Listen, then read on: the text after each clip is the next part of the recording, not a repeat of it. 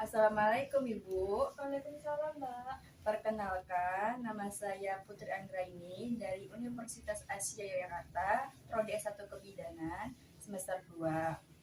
Baik Ibu, di sini saya meminta waktu Ibu sebentar, kurang lebih 15 menit. Apakah Ibu bersedia? Iya, bersedia.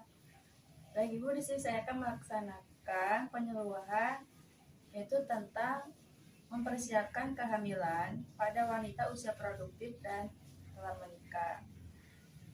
Terlebih dahulu saya menjelaskan ya Bu, yang mana kehamilan adalah karunia besar yang Allah Subhanahu wa Ta'ala berikan kepada setiap calon ibu atas kehendak dan takdirnya. Selama 9 bulan, janin akan menjalani kehidupan baru yang sangat menarik dalam perut ibunya. Sangat tepat apabila seorang wanita yang merencanakan hamil yaitu dengan bersemangat melakukan persiapan dengan menjaga kesehatan tubuhnya. Ini adalah bentuk ikhtiar untuk mendapatkan kemaslahatan. Adapun hasilnya, kita berharap yang terbaik dari Allah Subhanahu wa Ta'ala. Jadi kita itu hanya mengharapkan kehamilan kita dan janin kita itu sehat. Adapun hasil itu cowok atau cewek ya kita tidak tahu karena Allah yang menentukannya. Lalu kehamilan yang sehat membutuhkan persiapan, baik itu persiapan fisik maupun mental. Oleh karena itu, perencanaan kehamilan harus dilakukan sebelum masa kehamilan agar berdampak positif pada adaptasi fisik dan fisiologis ibu selama kehamilan serta kondisi janin yang baik. Dan perencanaan yang dapat dilakukan untuk meningkatkan kesehatan ibu dan anak adalah dengan cara melakukan screening prakonsepsi ya Ibu.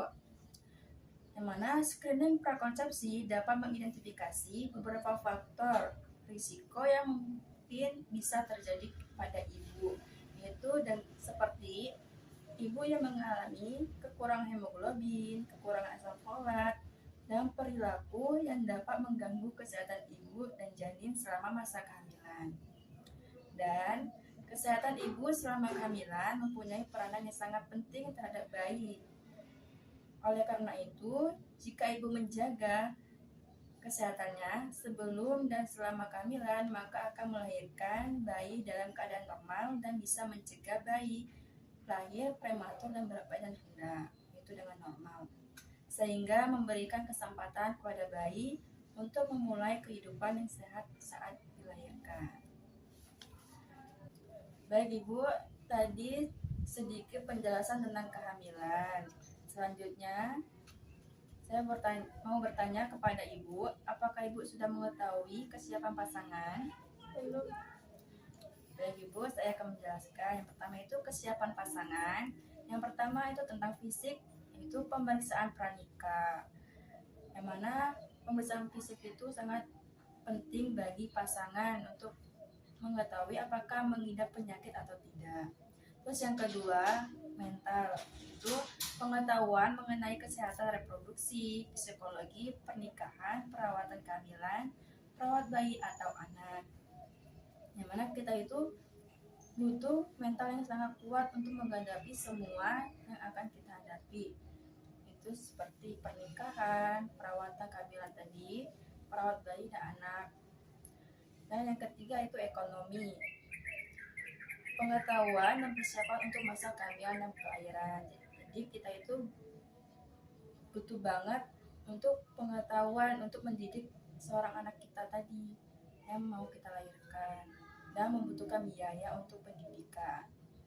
Dan selanjutnya itu persiapan kesehatan pernikahan. Yang pertama, terutama untuk mengetahui kondisi kesehatan pasangan. Yang kedua, bila didapatkan penyakit yang dapat saling ditularkan, karena kedekatan hubungan setelah menikah diupayakan untuk ditata-laksanakan sebelumnya karena umumnya akan berdampak juga pada kehamilan dan bayi yang akan dilahirkan. Jadi sebelum kita melakukan tadi, kita butuh pemeriksaan fisik agar janin yang kita lahirkan itu dengan normal, dengan sehat. Terus selanjutnya, mengapa perlu pemeriksaan pranikah? Tujuannya itu yang pertama, deteksi penyakit-penyakit yang dapat menular pada pasangan. Yang kedua, deteksi penyakit atau kelainan yang dapat mempengaruhi hubungan suami istri. Yang ketiga, deteksi penyakit atau kelainan yang dapat mempengaruhi calon janin. Lalu, penyakit yang mungkin menular pada pasangan. Yang pertama itu penyakit yang menular karena hubungan yang erat, seperti infeksi paru atau sering disebut tuberkulosis, infeksi kulit yang disebabkan oleh jamur. Yang kedua, penyakit yang menular karena hubungan seksual, yaitu penyakit kelamin hepatitis B, HIV, dan AIDS. Selanjutnya, penyakit atau kelainan yang dapat mempengaruhi hubungan suami istri. Yang pertama, kelainan anatomi, alat genitalia laki-laki dan perempuan. Yang kedua, penyakit yang dapat mempengaruhi fungsi alat genitalia laki-laki, yaitu seperti diabetes mellitus. Dan selanjutnya itu perencanaan kehamilan. Yang pertama, ideal bila dimulai sebelum menikah. Dua, kapan pasangan siap memiliki anak. Yang ketiga, berapa jumlah anak yang direncanakan. Yang keempat, berapa jarak waktu yang direncanakan antara satu kehamilan dengan kehamilan yang lain. Yang kelima, pertimbangan sosial ekonomi, psikologis, medis. Jadi itu beberapa hal yang perlu dipersiapkan untuk pasangan. Selanjutnya, saya mau bertanya lagi, Bu. Apa sih yang perlu dipersiapkan untuk mendapatkan kehamilan sehat?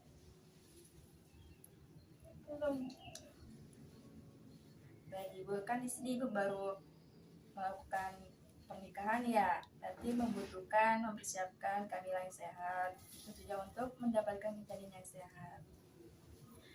Baik, saya akan menjelaskan beberapa hal. Yang pertama itu pemeriksaan kesehatan secara teratur, termasuk pengobatan penyakit yang diderita sebelum hamil, sampai dinyatakan sembuh atau diperbolehkan hamil oleh dokter dan dalam pengawasan. Tadi pemeriksaan fisik tadi itu sangat penting untuk mendapatkan kehamilan yang sehat bagi pasangan. Dan yang kedua, menjaga kebugaran dan kesehatan tubuh dengan olahraga teratur. Ya, contohnya seperti berusaha untuk menurunkan berat badan bila obesitas. Ya, biasanya sering kita sebut dengan kegemukan ya, Ibu.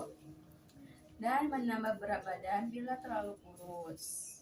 Jadi orang hamil itu ya jangan terlalu gemuk, jangan terlalu kurus ya. Sedang-sedang aja gitu. Dan Ibu juga bisa berkonsultasi dengan bidan dan dokter untuk dilakukan penilaian BMI atau indeks massa tubuh. Dan yang ketiga, menghentikan kebiasaan buruk, misalnya perokok berat, morfinis, pecandu narkotika, dan obat terlarang lainnya. Kecanduan alkohol, gaya hidup dengan perilaku seks bebas. Jadi itu hentikan dulu untuk mendapatkan kehamilan yang sehat. Terus yang keempat, meningkatkan asupan makanan bergizi dengan mengkonsumsi makanan yang mengandung zat vitamin yang diperlukan tubuh dalam persiapan kehamilan, yaitu seperti protein, vitamin E, vitamin C, asam folat, dan sebagainya. Jadi ibu hamil itu sangat penting untuk membutuhkan makanan-makanan yang bergizi, makanan-makanan yang sangat protein, dan sebagainya. Dan yang kelima, persiapan secara psikologis dan mental agar kehamilan yang akan dijalani tidak menimbulkan ketegangan. Hindari hal-hal yang akan memberi pengaruh buruk dalam keseimbangan hormonal. Misalnya tekanan psikis dan rumah tangga. Misalnya itu ibu yang mengandung itu jangan banyak pikiran karena bisa mempengaruhi janin. Kehamilan yang menjadi beban, misalnya tuntunan keluarga untuk mendapat jenis kelamin tertentu pada anak pertama. Biasanya itu terjadi pada anak pertama nikah, biasanya dituntut untuk mendapat anak laki-laki biasanya. Tapi kan kita tidak tahu yang mana Allah yang menentukan. Masalah ekonomi, keluarga, kekerasan dalam rumah tangga, dan sebagainya. Bagi yang pernah mengalami keguguran sebelumnya dan berniat ingin hamil lagi, berusaha untuk mengurangi kecemasan akibat pengalaman traumatis kehamilan yang lalu. Tetap berpikir positif dalam segala hal agar kehamilan yang akan dijalani dapat berlangsung baik. Dan yang keenam, yaitu perencanaan finansial atau keuangan yang matang untuk persiapan pemeliharaan kesehatan dan persiapan menghadapi kehamilan dan persalinan. Masalah ini menjadi salah satu faktor penting karena timbulnya ketegangan psikis serta tidak terpenuhinya kebutuhan gizi yang tidak baik. Pada saat kehamilan, jalan timbul akibat ketidaksiapan pasangan dalam hal finansial atau keuangan. Dan terakhir yaitu 7. Jangan malu bertanya dan berkonsultasi dengan dokter atau bidan dan tenaga kesehatan lainnya bila menemukan masalah atau kesulitan dalam upaya persiapan kehamilan. Terus misalnya seperti kesulitan untuk melepaskan kecanduan obat atau perilaku buruk yang berkaitan dengan gangguan psikologis. Manfaat konseling ini agar dokter atau bidan akan melakukan rujukan pada ahli psikologi atau psikiatri bila diperlukan. Yang mana Bu, mempersiapkan kehamilan itu sangat penting untuk mendapatkan janin yang sehat.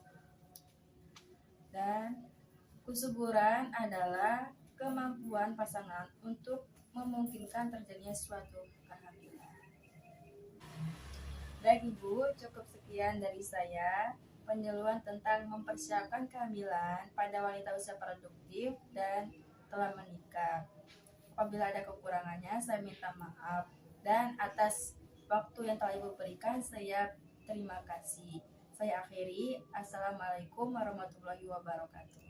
Waalaikumsalam.